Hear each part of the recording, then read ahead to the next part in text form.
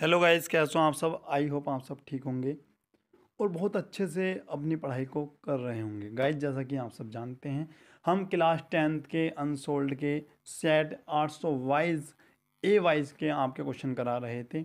और इससे पहले वाले पार्ट में कुछ टेक्निकल एरर आ गई थी जिसकी वजह से आपकी वीडियो बीच में से ही रोकनी पड़ी। तो गाइज उसके लिए खेद है। और यहीं से यानी जोन से क्वेश्चन से आपका वो पार्ट ख़त्म हुआ था, उसी क्वेश्चन से आपका ये आज का पार्ट स्टार्ट हो रहा है। तो इसको अच्छे से पढ़िएगा और आज के पार्ट में ही हम सारा क्वेश्चन मतलब सारे क्वेश्चन पेपर ये सोल्व करवा देंगे। तो यहाँ पर देखिए कौन सा क्वेश्चन है। एक नाव जिसकी जिसकी स्थिर जल में चाल आपको 5 किलोमीटर प्रति घंटा दे रखी है और 12 किलोमीटर धारा के प्रतिकूल जाने में वही धारा के अनुकूल जाने में अपेक्षा 1 घंटा अधिक समय लगता है, तो धारा की चाल आपको ज्ञात करनी है। अब ये किस प्रकार से हम करते हैं, अब यहाँ पर आपको समझना है। उससे पहले मैं आपको कुछ और समझाना चाहता हूँ, यानी इसको नाप बनाकर आपको समझाया जाए तो आपका अच्छा रहेगा। तो वैसा ही आपको क्वेश्चन को स्टार्ट कहाँ से करना है मैं आपको बता देता हूँ। आपको क्वेश्चन स्टार्ट करना है जो क्वेश्चन में पूछा है, यानी नाप की माना धारा की चाल पूछी है ना, तो धारा की चाल ही आपको x किलोमीटर प्रति घंटा माननी है।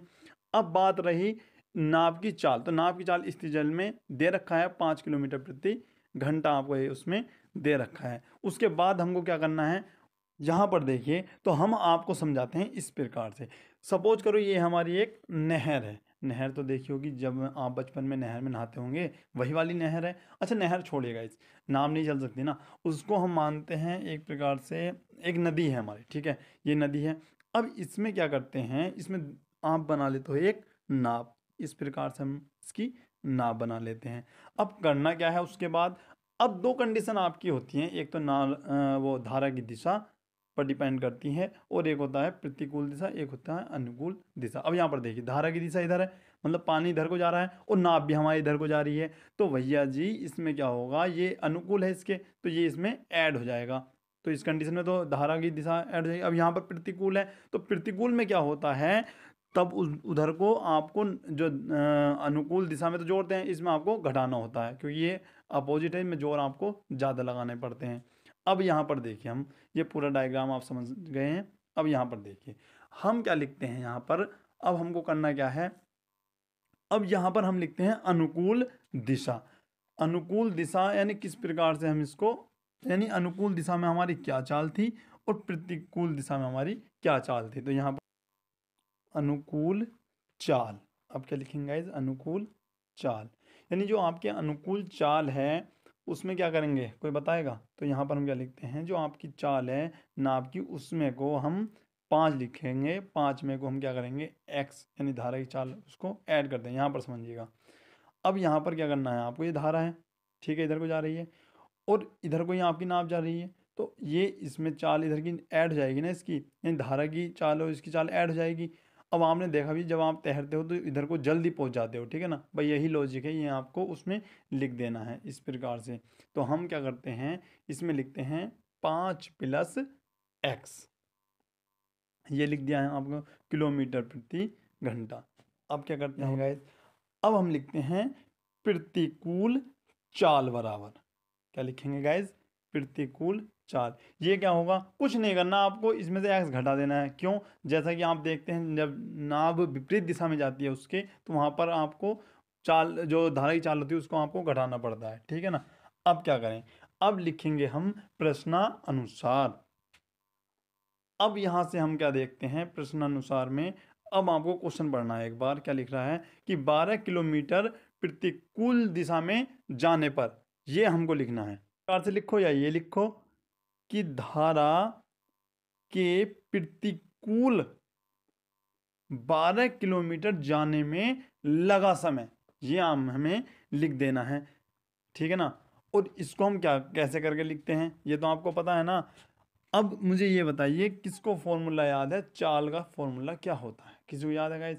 कक्षा 2 का तो नहीं, लेकिन 7-8 का बच्चा बता देगा कि चाल का फॉर्मूला जो होता है भैया, चाल बराबर दूरी बटे समय होता है, यही होता है ना। अब आपको याद नहीं होगा तो आप याद भी कर लें, और जिनको याद है वो अच्छे से समझ ले। अब यहाँ से यदि मैं समय की वैल्यू निकालता हूँ तो समय बराबर आ जाता है दूरी बटे चाल, क्या आ जाता है गाइस, दूरी बटे चाल, ये आपका आ जाता है। तो यहीं पे तो ये करना भाई, दूरी कितनी है आपकी, 12 किलोमीटर है, ठीक है ना। और चाल कितनी है आपकी, तो भैया प्रतिकूल दे रखा है, ये बात आपको याद रखनी है। प्रतिकूल में 5 माइनस एक्स है, तो 5 माइनस एक्स यहाँ पर लिख देना है। ये आपकी हो जाती है घंटे, यानी इतने घंटे यहाँ पर लगते हैं। और सेम इसी प्रकार आपसे आपको ये लिखना है कि धारा के, अब ये आपको प्रतिकूल हुआ, सेम इसी प्रकार से क्या लिखेंगे, धारा के अनुकूल 12 किलोमीटर जाने में लगा समय, ये आप लिख देते हैं। पहले आप आराम से लिख दीजिएगा लगा समय। तो ये क्या होता है आपका 12 बटे, कुछ नहीं करना, इसमें अनुकूल है तो अनुकूल वाली वैल्यू रख देंगे, ठीक है ना। सब ऊपर से ठाका ही तो रखना है, ये आपका हो जाता है यहाँ से, ठीक है। अब हम क्या करते हैं, अब यहाँ पर देखिए उसने क्वेश्चन में क्या बोला है, तो प्रतिकूल वाली जो वैल्यू है उसमें से आपको अनुकूल वैल्यू घटा देनी है। क्यों, 1 घंटा अधिक लग रहा है, तो बराबर में आपको क्या लिख देना बाद में उसके, 1 घंटा बराबर। तो यहाँ पर देखिए मैं यहाँ पर लिख देता हूँ, अब प्रतिकूल वाली वैल्यू माइनस अनुकूल वाली वैल्यू बराबर आपका 1 घंटा, ये आपका आ जाता है। अब इसको सिंपल वे में किस प्रकार से हम कर सकते हैं, सबसे पहले क्या करता हूँ मैं 12 कॉमन ले लेता हूँ, तो 1/-5 minus x minus 1/5 plus x, ये आपको जाता है बराबर में आपका 1 है। ये गुणा में तो वहाँ पर भाग में जाएगा, सीधी सी बात है, इतना तो आता ही होगा। तो 5 minus x minus 5 plus x बराबर आपका जाता है 12, ठीक है ना, 1/12। अब इसको सोल्व किस प्रकार करते हैं, ये हुआ आपका कक्षा 7 का सवाल, इसकी इधर गुणा कीजिएगा और इसकी आपकी इधर करनी है, ठीक है। और एक बात और याद रखिए, यदि माइनस है तो ब्रैकेट में लिखना है आपको, ठीक है ना। और यहाँ पर लिख देते हैं हम a minus B, A plus B का वर्ग, यानी A square minus B square, ये भी आपको अच्छे से आता है, और 1/12। अब करते क्या है, यहाँ पर माइनस को जब आप अंदर लेके जाते हो तो चिन्ह बदल जाते हैं, ठीक है। और ये 5 का वर्ग 25 और माइनस एक्स स्क्वायर बराबर 1/12, 5 से 5 आपका कट जाता है, और एक एक्स कितने जाते हैं आपके 2x, तो 25 माइनस एक्स स्क्वायर बराबर 1/12 आपका हो जाता है। तो भैया 12 ही कर लेते हैं इधर गुणा। अब यहाँ पर देखिए 12 की इधर गुणा करते हैं तो 12 दुनिया आपके हो जाते हैं 24, कितने 24x बराबर 25 माइनस एक्स स्क्वायर, ठीक है। अब यहाँ पर लिखते हैं एक्स स्क्वायर, ये आपका प्लस के 24x है और ये आपका माइनस के 25 है, ठीक है, बराबर 0। अब यहाँ पर लिखने हैं 25 के ऐसे फैक्टर जो आपके क्या है 24 आए, तो यहाँ पर लिखना है, ये तो आपको सिंपल ही पता होगा भैया, 25 का ना 25 में से 1 घटा दीजिएगा आप, क्या आ जाएगा आपका 24 आ जाएगा ना। बस सेम वैसे ही तो करना है बस, अब तो आप समझदार हो ही, सभी कर लोगे। अब x square plus 25x minus x minus 25 बराबर 0। अब यहाँ पर देखिए पेपर ना बढ़ते हुए इधर को लिख देते हैं हम। सबसे पहले हम करते क्या हैं, यहाँ से x कॉमन ले लेते हैं गाइस, तो x आपका कॉमन आ जाता है, तो ये आपका बच जाता है x प्लस 25। अब यहाँ पर माइनस के 1 कॉमन आता है, क्यों, सेम वैल्यू है ना, तो माइनस के 1 कॉमन ले लो बस, तो x प्लस के यहाँ पर भी 25 और बराबर में क्या चल रहा है 0। अब उसके बाद हम क्या करते हैं, अब ये आपका आता है x प्लस 25, ठीक है भैया, और x माइनस 1 बराबर 0 आपका आ जाता है। तो ये आपका आ जाता है x, यदि सबसे पहले लिखते हैं यदि x प्लस 25 बराबर 0, तो x का मान आपका जाता है माइनस के 25। उसके बाद ये तो आपकी एक वैल्यू हो गई, x बराबर, अब दूसरा जो लेते हैं हम, और x माइनस 1 बराबर 0, तो x का मान आपका जाता है गाइज 1, ठीक है। तो ये आपका जाता है आंसर। अब हम करते क्या हैं, देखो धारा की चाल माइनस में तो होगी नहीं, तो ये तो आपका अमान्य है, ठीक है। तो धारा की चाल क्या होगी, आपको लिखना है, अतः धारा की चाल कितनी है, एक्स का मान कितना है भैया, जो ये तो माइनस में है, तो प्लस में क्या आया आपका एक ही तो आया ना, तो हमें लिखना है धारा की चाल, ये तो अमान्य हो गई, इसको तो छोड़ो आप, धारा की चाल 1 किलोमीटर प्रति घंटा होगी, ये आपने लिख देना है। ये आपका क्वेश्चन हो जाता है कंप्लीट। अब देखते हैं नेक्स्ट क्वेश्चन आपका क्या कह रहा है। यहाँ पर देखिए क्वेश्चन में क्या लिखा है, द्विघात समीकरण 2x² माइनस के 6x प्लस के 3 बराबर 0 के मूलों की प्रकृति ज्ञात करनी है। यदि मूल कैसे होगा, वास्तविक हैं तो इन्हें भी आपको ज्ञात करना है। ये किसका मैसेज है जी? केमिस्ट्री की। भैया केमिस्ट्री की वीडियो भी नहीं बनेगी, कृपया मैसेज ना करें, उसके बाद बनेगी, ठीक है ना। तो सबसे पहले क्या करते हैं गाइज, यहाँ पर हम लिख लेते हैं जो इक्वेशन आपको दे रखी है उसको ही हमको सबसे पहले लिखना होता है। तो सबसे पहले हम क्या करते हैं, इक्वेशन ही हम लिखते हैं। तो यहाँ पर देखिए अब क्या करते हैं, इन क्वेश्चनों में अब समीकरण की तुलना कर लेते हैं। बस समीकरण की तुलना किससे करते हैं ये तो पता होगा ना।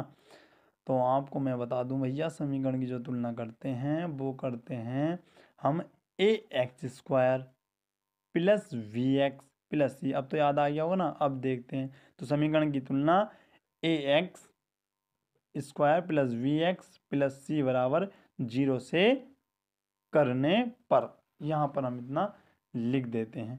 अब करते क्या है, ए का मान तो आपका आ गया ये 2, ठीक है, और v का मान आपका आ गया -6 और c का मान आपका आ गया है 3। तो ये आपका जाता है। अब हमको करना क्या है गाइज, मैं आपको बता दूं, ये मैंने वीडियो बनाई थी और ये वीडियो जो मैंने माइक से बनाई तो हुआ यूँ कि उसमें आवाज़ नहीं आई और मैंने पूरी वीडियो बना दी। तो यहाँ पर मुझे प्रॉब्लम हो गई बहुत बड़ी कि वीडियो सब बन गई, आवाज़ इसमें आई नहीं। तो मुझे बहुत बड़ा प्रॉब्लम का सामना करना पड़ा कि भाई इतनी बड़ी वीडियो ही बनाई, इतनी मेहनत करी और इसमें आवाज़ आई नहीं। तो गाइज़ आवाज़ इसमें बाद में डालनी पड़ रही है, तो आपको थोड़ी बहुत प्रॉब्लम आ सकती है। 40 मिनट की वीडियो थी गाइज़, अब दोबारा बनाने में तो बहुत टाइम लगेगा, तो इसीलिए मैंने ये आवाज़ बाद में डाल रहा हूँ, तो फिर भी आप अच्छा समझे। अब यहाँ पर देखिए डी का मान आपका क्या आया है, 0 से बड़ा आया है, ठीक है ना। क्या आया है, 0 से बड़ा। तो डी का मान 0 से बड़ा है, और जब डी का मान 0 से बड़ा होता है तब हमारे मूल क्या होते हैं गाइज, वास्तविक होते हैं। यहाँ पर क्या लिखते हैं हम, डी का मान 0 से काट दीजिएगा, यहाँ पर हम लिखते हैं वह। क्या लिखते हैं गाइज, वह पूर्ण वर्ग नहीं है। डी का मान 0 से बड़ा है और पूर्ण वर्ग भी हमारा ये नहीं है, पूर्ण वर्ग हमारा ये नहीं है। इसीलिए लिखने दो पहले, समीकरण के मूल वास्तविक कोमा अपरिमेय व असमान हैं। बहुत बड़ी प्रॉब्लम हो जाती है जब आवाज़ नहीं आती, लिखते कुछ है बोलते बाद में है, ये बहुत बड़ी दिक्कत आती है आवाज़ डालने में बाद में। अच्छी खासी पूरी वीडियो बन गई थी, पता नहीं है क्या प्रॉब्लम आई मोबाइल में। चलो अच्छे से पहले इसका स्क्रीनशॉट ले लो। अब यहाँ पर समझिएगा, क्वेश्चन में बोला है आपका मूल वास्तविक हैं, मूल वास्तविक हैं, तो भैया सीधी सी बात है, श्रीधराचार्य का फॉर्मूला आपको लगाना पड़ेगा। अब यहाँ पर देखिए, मैंने बोल पहले दिया, अब यहाँ बाद में समझा रहा हूँ, तो उन्हें हमें ज्ञात भी करना है। तो ज्ञात करने के लिए क्या लगाते हैं, श्रीधराचार्य फॉर्मूला। अब यहाँ पर देखिए, यदि वीडियो आपको गाइज अच्छी लगी है तो वीडियो को लाइक कर दें और अभी तुरंत दोस्तों के साथ उसको शेयर कर दें। अब धराचार्य वाला फॉर्मूला तो याद होगा, और जिनकी याद है वो अच्छे से उसको लिख ले, बाकी यहाँ पर समझ ले। श्रीधराचार्य सूत्र, सूत्र से, तो ये क्या होता है आपका, ये होता है, भूल गए क्या, भूलना नहीं है गाइस, याद रखना है, एग्ज़ाम आपके पास है, लिखना पड़ेगा, इसको याद कर लीजिएगा, ठीक है ना। तो क्या होता, आपको लिखना है सबसे पहले माइनस के B plus minus under root B square minus के 4ac बटे 2a, ये आपका फॉर्मूला है, ठीक है। इतना तो आपको समझ में आ गया। अब कुछ नहीं करना आपको, बस इसमें वैल्यू पुट कर देनी है ऊपर से देखकर। यहाँ पर आप डी भी लिख सकते थे, तो एक्स स्क्वायर माइनस के बी का मान आपका कितना है भैया, -6 है, ठीक है ना, और प्लस माइनस वी स्क्वायर -6 का वर्ग -4, और ए का मान आपका है 1, नहीं 2 है यार, 2 गुणा सी का मान कितना है आपका 3, और बटे में है 2 गुणा कितना जाएगा 2, ठीक है। तो इसको आप सॉल्यूशन कर लें, तो 6 प्लस माइनस अंडर रूट 6 का वर्ग आपका 36 माइनस के 8 या 24 हो जाते हैं, इस प्रकार से। अब यहाँ पर डायरेक्ट आप, मैं बता रहा हूँ यहाँ पर 12 बजेगा आपका, तो x बराबर 6 plus minus under root 12 plus 4 नहीं अपॉन 4, तो x बराबर 6 प्लस, इसको क्या लिख सकते हैं, 4 या 12 लिख सकते हैं, बटे 4। ठीक है ना। तो ऊपर से आपके क्या कॉमन आ जाते हैं 6, और 4 किसका वर्ग है यहाँ पर, 2 है, 2 का वर्ग होता है तो 2। अब बेचारा आपका 3 अंदर फंस जाता है अंडर रूट में। उसके बाद यहाँ पर देखिए, नीचे तो आपका 4 रेगुलर चल ही रहा है, ठीक है ना। ऊपर से क्या चीज़ कॉमन आ रही है, 2 कॉमन आए ना, तो 2 तिया 6 प्लस 3 यानी अंडर रूट 3, और यहाँ पर 2 दूनी 4 आपको कट जाता है। ठीक है। अच्छा आपको दिख नहीं रहा तो यहाँ पर देखिए, अब दिख रहा है, तो x बराबर 3 प्लस अंडर रूट 3, ये आपका हो जाता है x का मान। यहाँ पर माइनस हो जाएगा गाइज, ये माइनस हम यहाँ पर लगा देते हैं। ठीक है। तो गाइज एक बार इसका भी आप अच्छे स्क्रीनशॉट ले लें, और हाँ यदि आपको वीडियो अच्छी लगी तो वीडियो को तुरंत लाइक कर दें, क्योंकि गाइज बहुत मेहनत लगी है इसमें, आवाज़ बाद में डालने में बहुत परेशानी का सामना करना पड़ रहा है। ठीक है। अब यहाँ पर देखिए, अब इस क्वेश्चन को देखिए आप, क्या दे रखा है चित्र में, यदि VD लंब है AC तथा C लंब है किस पर, AB पर, तो आपको सिद्ध क्या करना है, त्रिभुज AEC समांतर है त्रिभुज ADB के। ये आपको यहाँ पर चित्र मैंने बना दिया है, यहाँ पर आप समझ सकते हैं। अब हम क्या करते हैं, यहाँ पर देखिए, पहले तो हम लिखते हैं कि जो आपको दिया है, कि दिया है। अब यहाँ पर देखिए भैया, आपको दिया क्या क्या है, दिया है आपको, दिखा देता हूँ मैं आपको, VD लंब है AC पर और AC लंब है AB पर। ठीक है, ये आपको दे रखा है, तो अब यहाँ पर आप लिख दीजिएगा बस इसको। चलो गाइस, जब वीडियो आपकी कल ही बनाऊंगा, दोबारा से बनानी पड़ेगी आपकी, ये प्रॉब्लम हो गई है बहुत, क्योंकि इसमें आवाज़ नहीं है वीडियो में, और वीडियो भी आपकी सहरी बन गई थी, अनसोल्ड आपका ये सेट आपका पूरा कंप्लीट ही हो गया था। तो गाइस चलो, जैसा भी है नेक्स्ट वीडियो आपकी ये नया पार्ट बना देंगे। ठीक है ना। और जो भी आपके यार दोस्तों को वीडियो शेयर कर दीजिएगा इतनी ही, और अच्छे से पढ़ लीजिएगा। और यदि किसी को सॉल्यूशन चाहिए तो मैं उसकी शॉर्ट वीडियो में इसका सॉल्यूशन भी डाल दूंगा, और इन क्वेश्चनों को मैं एक बार फिर से नेक्स्ट लेक्चर में समझा दूंगा। ठीक है ना। तो जब तक के लिए बने रहिएगा, और एक पार्ट का और इंतज़ार कीजिएगा। ये वीडियो आपकी वैसे 40 मिनट की थी गाइस, अफसोस है इस वीडियो पर कि इसमें बीच में से आवाज़ चली गई, और मुझे पता भी नहीं चला, मैंने चेक नहीं की। ठीक है। तो गैस कोई नहीं, एक बार फिर से हम इसको बना देंगे, आपको समझा देंगे। तब तक के लिए जय हिंद, जय भारत। और यदि कोई हमारे चैनल पर न्यू स्टूडेंट है, वो चैनल को सब्सक्राइब कर लें। धन्यवाद।